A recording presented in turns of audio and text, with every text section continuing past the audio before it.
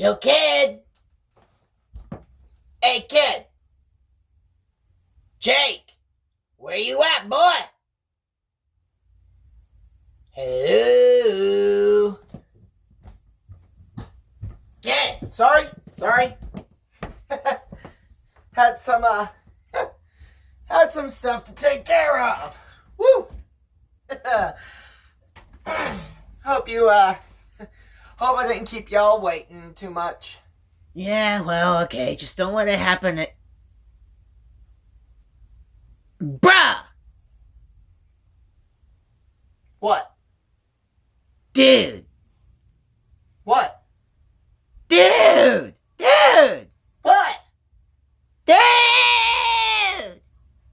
If you keep saying dude, I'm just going to ignore you. What? Bro!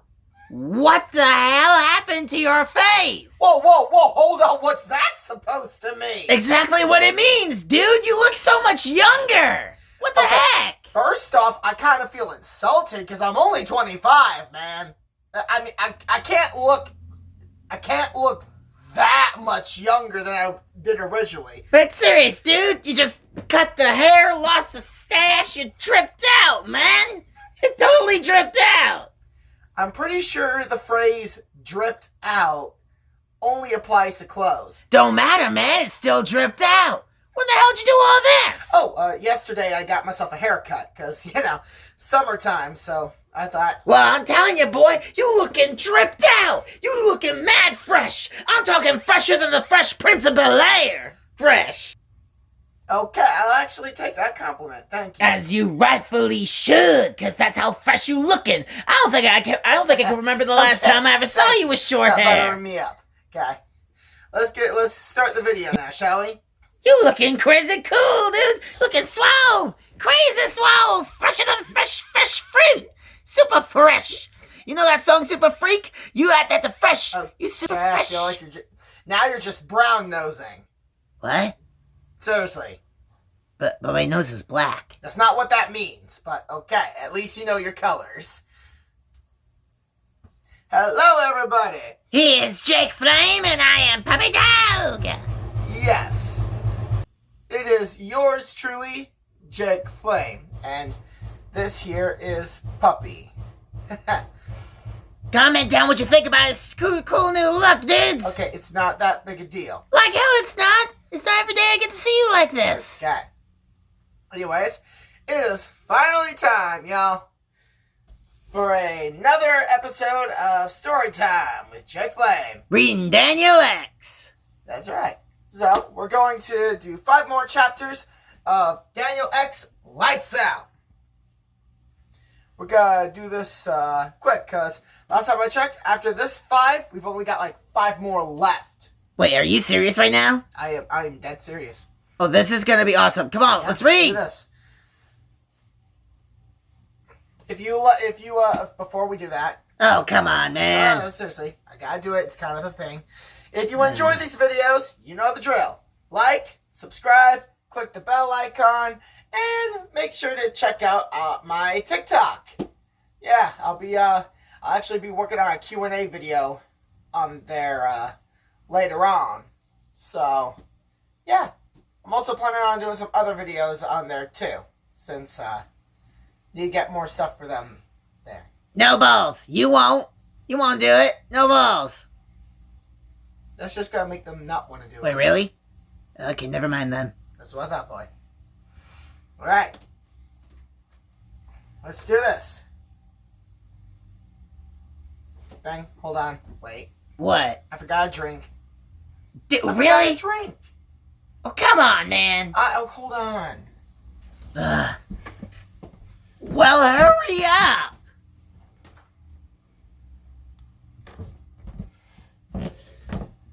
Alright, so I'm back with the drink. Well, it's about time. Hey. So now we can finally get this story started.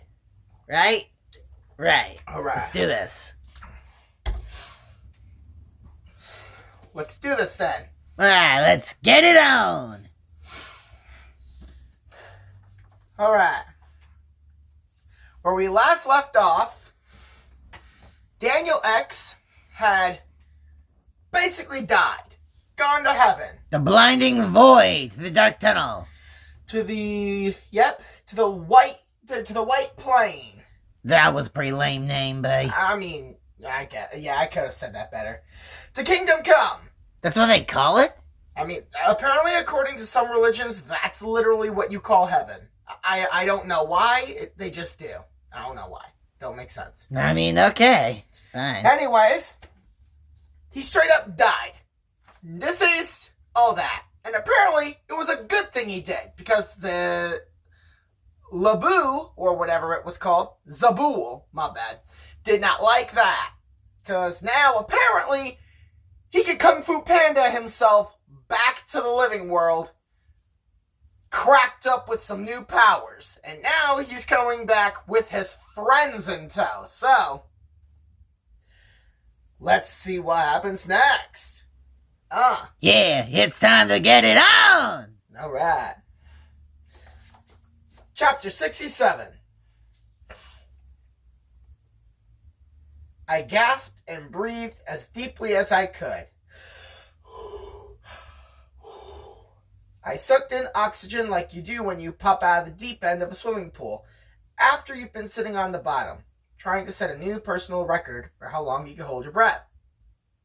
Which, by the way, apparently you're not allowed to do. Wait, for real? Oh, yeah, there's the YMCA, not too far from where I live. Apparently they have it as a rule plastered on the wall. No holding your breath for so-and-so minutes. That's pretty stupid. I mean, apparently someone must have done something, but whatever. My eyes were still blinded by the light, but I realized it was only because I was facing due east, staring straight into Earth's blazing sun. I was back among the living. I was standing on the surface of the earth, breathing fresh, delicious, absolutely amazing air. I looked to my left and right. I was holding hands with Joe and Willie. Willie was hanging onto Emma's hand too. I had brought my friends back to life with me. And my friends were all totally real. I could tell. Don't ask me exactly how. I just could. My three friends, standing by my side in the newly mown lawn of my rebuilt Kansas home, were more real than any hyper-real copy of them I had ever called forth using mentally rearranged molecules. Said Emma, taking in her own deep breath of fresh air. It smells amazing. Flowers, grass, honeysuckle. Terra firma has incredible scents.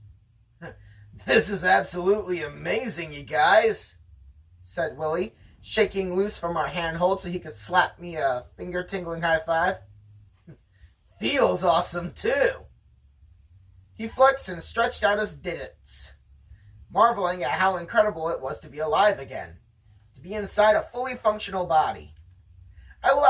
While I laughed at Willie's admiration for his own fingers, I heard Joe chomping on something behind me. I also smelled a meatball hero smothered in marinara sauce and mozzarella cheese. So, Daniel, said Joe, his mouth full of mashed meat and bread, you know the amazingly fantastic thing you do where you whip up a whole meal out of thin air? Yeah, I said with a smile because I knew where he was going. I'm right behind you, bro. I can already do main courses. Just need to concentrate on the side dishes now. Now I smell deep fried onion rings. There we go, said Joe. How about teleporting? I couldn't believe my eyes. Mel came bopping out the front door of the farmhouse to stand on the porch. Can any of you guys do that one? You can? I stammered. Mel shrugged. Well, after we did it together last night, I went ahead and tried it myself. You picked it up after watching me do it once? Okay, I was slightly annoyed. Teleporting took me like forever to learn. I had a good teacher, said Mel, with a wink and a smile. a smile that disappeared in a nanosecond.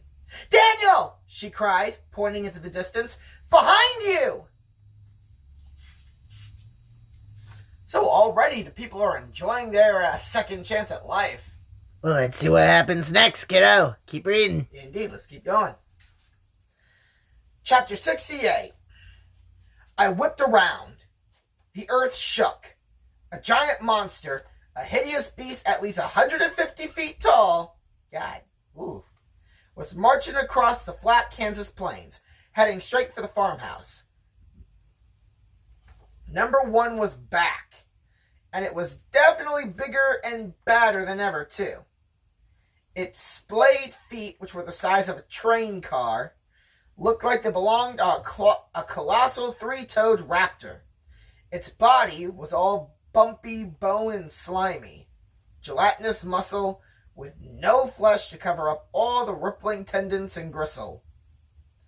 It had the curled, stinging tail of a scorpion and serrated claws of a lobster, and the carbuncle-covered spine of a hunchback demon.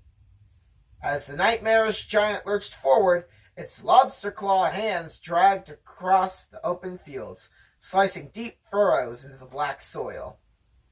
That thing sounds like it was made of the things nightmares are made up of. Oh yeah, I do not disagree with you on that one. Oof. It is hideous. I'm imagining it. It's just horrifying. Keep reading. Alright, but its head was the most hideous part of all. It was nothing but an exposed brain made up of swirled, spongy globs of purple goo and pus-dripping boils. Yeah. So basically like It from A Wrinkle in Time, but a whole ton worse. Wait, you saw that film?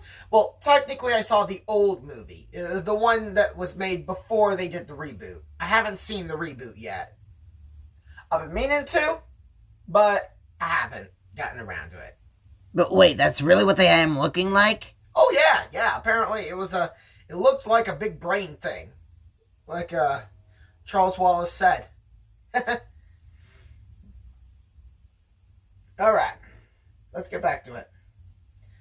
Some sort of gaseous cloud, my bad, wavered in the air just above the rear of its curdled brain blob. Every now and then, the gas would erupt into bursts of blue flame. Up front, burrowed into the brow of the jiggly mound of gray matter, were 2 hollow goggle holes instead of eyeballs. The thing had no snout, just a gas mask-shaped mouth hole filled with a pair of fleshy, flickering tongues. Each one at least 20 feet long and tipped with a deadly stinger. Okay, somehow they made it worse.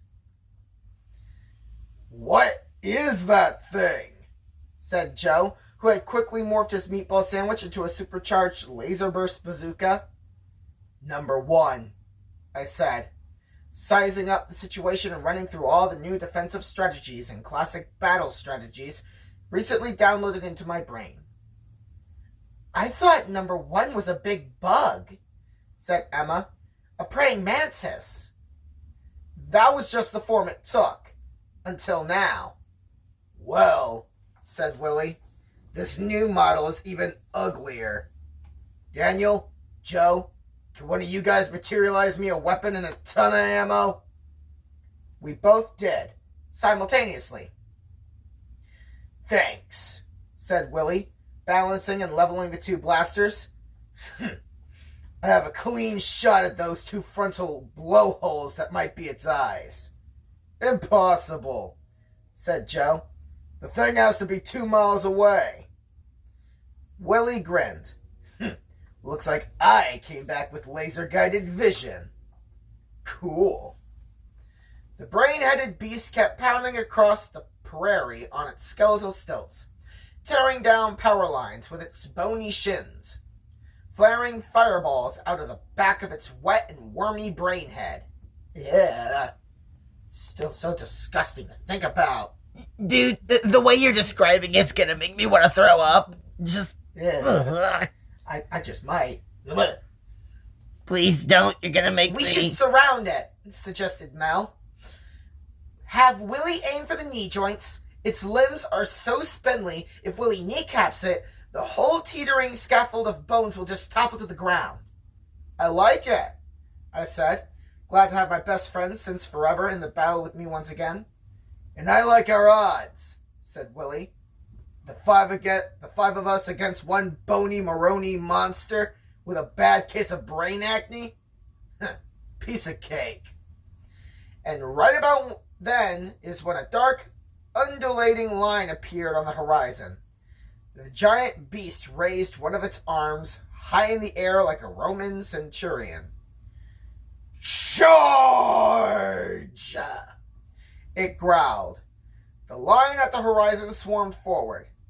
The new number one had brought its legions with it. Millions and millions and millions of its dark followers carpeted the Kansas plains as far as my eyes could see. And the whole stampeding horde was gunning straight for me and my friends. Dang, that's a lot of millions. Chapter 69. Okay, said Willie. The odds have changed. Slightly. But, hey, I still think we have a shot at winning this thing. Not to sound pessimistic, said Joe. But when was the last time 5 teenagers beat a million evil minions led by a Godzilla-sized exoskeletal creep with a scorpion tail and lobster claw hands? The last time doesn't matter, I said. All that counts is this time. We don't back down. No retreat, said Willie. No surrender, added Joe. We all charged up our weapons. Aim for the brain, I said. Roger that, said Willie. Wait, you guys, said Emma, pointing at something behind us.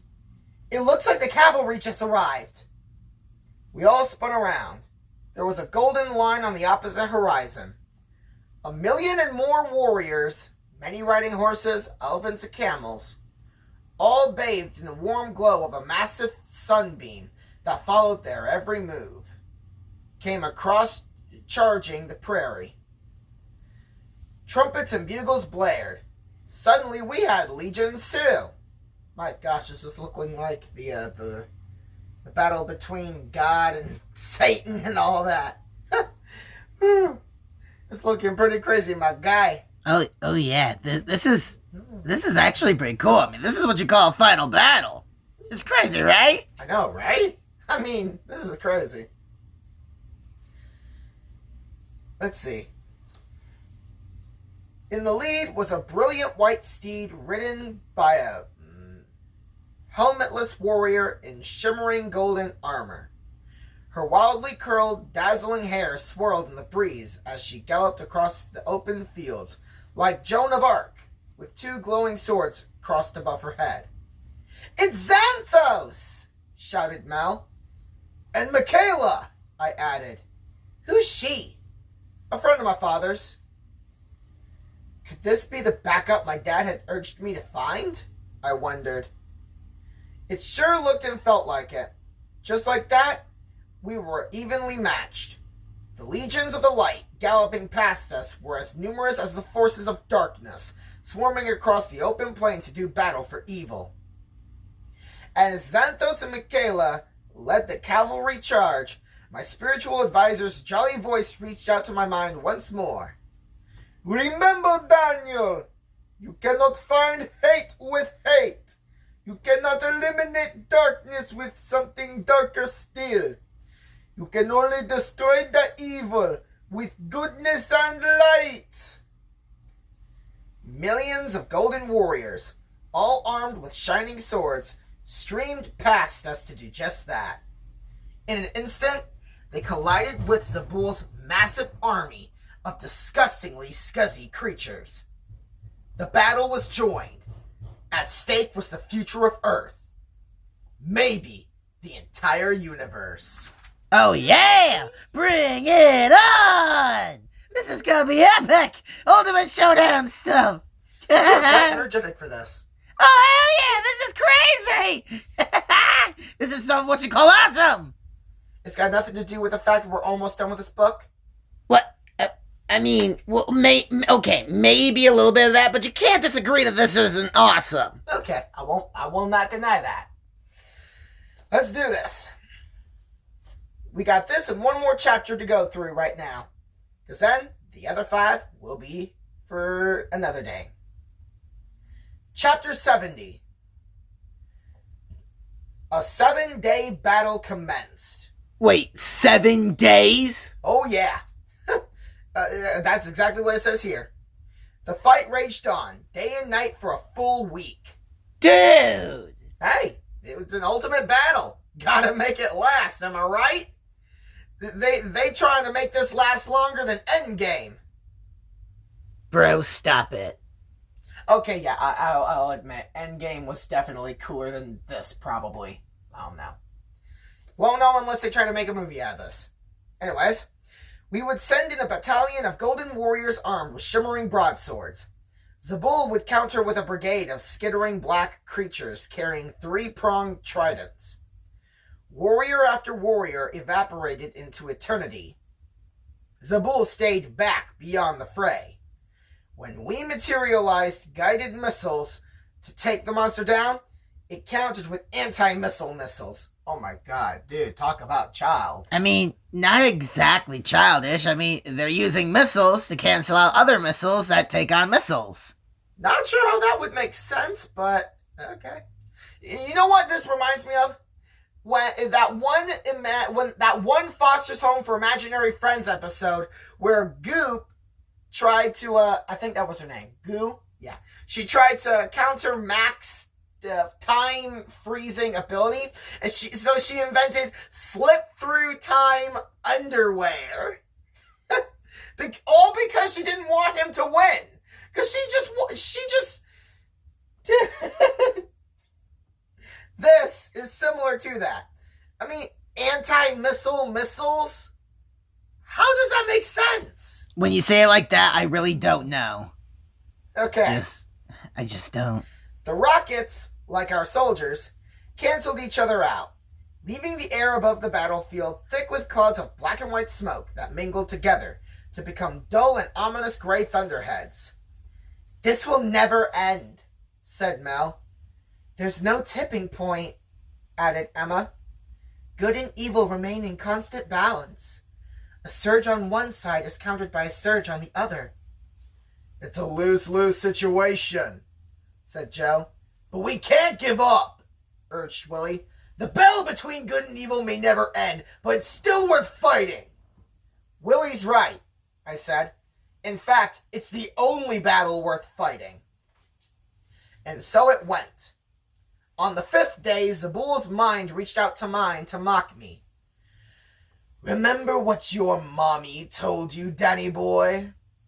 You are not immortal. You were foolish to return to this realm. At the end of every day, darkness always vanquishes the light." "Until the light returns the next morning," I taunted back. "You can't win. Not here. Not on any planet where good creatures stand up and refuse to let you rule over them. Your soul is in grave danger, Danny boy. If you die again, it will be as if your spirit never existed." "You're the bigger fool," I shot back. "Every time you try to kill me, you just make me stronger. Strong enough to fix that black hole you poked through the Milky Way." "Ha! You will never be strong enough to counter my creative destruction. Just watch me." But I couldn't just zoom off to do a quick black hole repair job, not while the battle dragged on. I was needed to counter any move or sneak attack Zabul's bloated brain cooked up. Meanwhile, Michaela was our field commander. Xanthos, the bravest of our extremely brave warriors. Wave after wave of legionnaires entered the fray. All of them disappeared, taking an equal number of enemy combatants off the board with them. Light pierced shadow. Shadow covered light. On the 7th day, Michaela herself vaporized as she took down Zabuul's top general. Michaela! Became the battle cry of Xanthos and our few remaining troops. My trusted advisor led our final charge. He and our warriors raced at full speed into the last line still standing for the forces of darkness. Our last surviving soldiers erased their last surviving soldiers. Both sides melted into a mist and instantly disappeared. The plains of Kansas were smoldering and black for miles in every direction. My old farmhouse was, once again, a heap of charred rubble.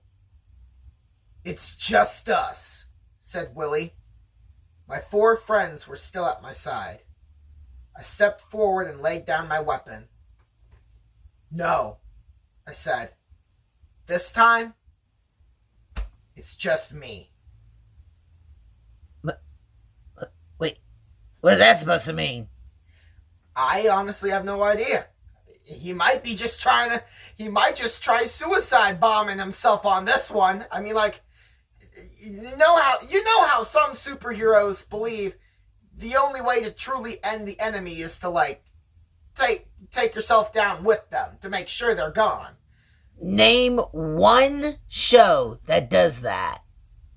Regular show. Wait, what? Oh, that's right.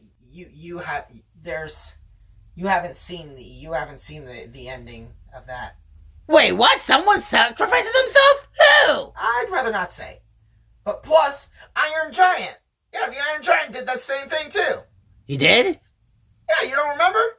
In the movie Iron Giant, the Iron Giant had to take himself out with the missile because it was the missile was going to target the Iron Giant's location. He had to destroy the missile before it came raining down on the town. So he decided to give himself up to protect them. Oh yeah, he did do that, didn't he? Right, I remember now. That was pretty sad. You might. Let's get down with this last chapter. Chapter 71.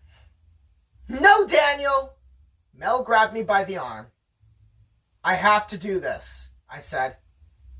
If I fail, promise me you guys will take over for me and keep terra firma safe." Willie nodded. Joe and Emma too. Finally, Mel let go of my arm. "Be careful," she whispered. "I think I'm only allowed one soulmate, so don't go and do anything stupid." "I'll try." Willie powered up his blaster, just in case that creep has a sniper hidden somewhere, because it's too chicken to go mano-a-mano with you. "I think it is part chicken," cracked Joe. "Have you seen that thing's feet? Buck, buck, buck!" As always, Joe made me smile. "Daniel," said Emma. Usually before any kind of combat, she's the one who urges me to show mercy on my opponent, no matter how foul or monstrous the creature might be. Today, not so much. "Take that ugly sucker down." "I'll do my best," I said. "Hang here, you guys. When I'm done with Zabuul, we have a black hole in the middle of the Milky Way to patch up, or else we'll be goners in a couple of weeks anyway." I marched across the empty, scorched earth. After a 7-day battle, there were no mountains of corpses or wounded warriors to be carted off the field. The millions of combatants with both sides, who had bravely or blindly given up their life forces in this final showdown, had all evaporated into nothingness, as if they were never even here. I figured this was the fate that awaited me if I couldn't find some way to eliminate Zabuul. Some way to overwhelm its staggering size and strength. At least, if I were vaporized when I took out Zabuul, my friends, fully loaded with their newfound powers, would live on after me to do the job I had been sent here to do. Sorry, can't read. Bleh. Protect Earth from whatever new evil came its way. The ground under my feet trembled. I looked up to see Zabuul marching forward on its ginormous bony legs. Its lobster claws were snapping open and shut like crazed jumbo-sized crocodiles. The thing was so big, it blocked out the sun and cast a cold shadow across my entire body. Damn, this Getting real intense. is just nuts. I'm actually kind of worried for the guy now. Oh yeah, man. I'm kind of worried for his sake, too. I remembered the story of David and Goliath and thought about materializing a slingshot. Ha! Because for what had to be our final confrontation, number one had turned itself into an indestructible, earth-shaking giant. I, on the other hand, looked human and small. I was a tiny teenager going up against a colossal incarnation of the enemy that had plagued the universe since the dawn of creation. I was a kid. It was a mammoth monster. But like Joe said, at least I didn't have big honking chicken feet. Come on, kid, it's not that funny. It is kind of funny. I narrowed my eyes and peered up at the 150-foot-tall monster. To destroy me, boy, the horrid creature bellowed. You must be willing to obliterate yourself. To be vaporized like all your foolish foot soldiers and my mindless minions. Are you ready to end your existence, Daniel X? I nodded slowly. If that's what it'll take to end yours, Shorty. I could tell that calling it Shorty puzzled the beast. Yeah, I don't see a reason why you'd be calling him Shorty. Oh, yeah. I have a feeling we're going to see. It furrowed the brain ridges across its eye sockets. Until, in a flash, called it, I rearranged my molecules and imagined myself as huge as Zaboul. Then I tacked on 10 extra feet so the slobbering giant would have to look up at me. Bring it on, Pipsqueak! I cried out in a voice so big, it made those tongue things dangling out Zaboul's mouth hole flutter like wet towels in a wind tunnel. Prepare to disappear, Daniel! It screamed. Only if you disappear first! I hollowed back. Then both of its clasping jaws shot up from the sides, aiming for a huge and easy target. My newly gigantic neck. And with that... Ooh. Wait. I want to say it. Can I say it? Well, I guess you can say it. Yes. And with that, goes it. Alright. Ends this traumatizing ass chapter. Hope y'all have fun. I wouldn't say traumatizing, more like tormentive. They're both the same thing. No matter what you call them, it's still gonna be crazy. Yeah. Because this is going to be the ultimate cliffhanger for us to decide whether or not Daniel wins. Alright. I might just do a video on Monday. Maybe. Who knows? Oh, yeah. Totally do it. Get it done quick. Oh, wait, no, hold on. What? Maybe Sunday. Well, I mean, that's still like, depending on when you upload this, 2 more days. We're gonna finish this video up. We're gonna finish up this whole book. Because last I checked, we only got like 4 or 5 chapters left to the ending of this whole book, and therefore the ending of Season 1 of Storytime with Jake Flame.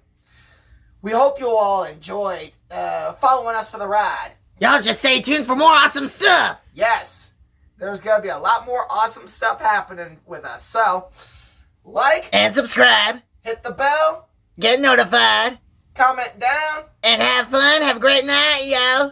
This is Jake Flame And Puppy signing out.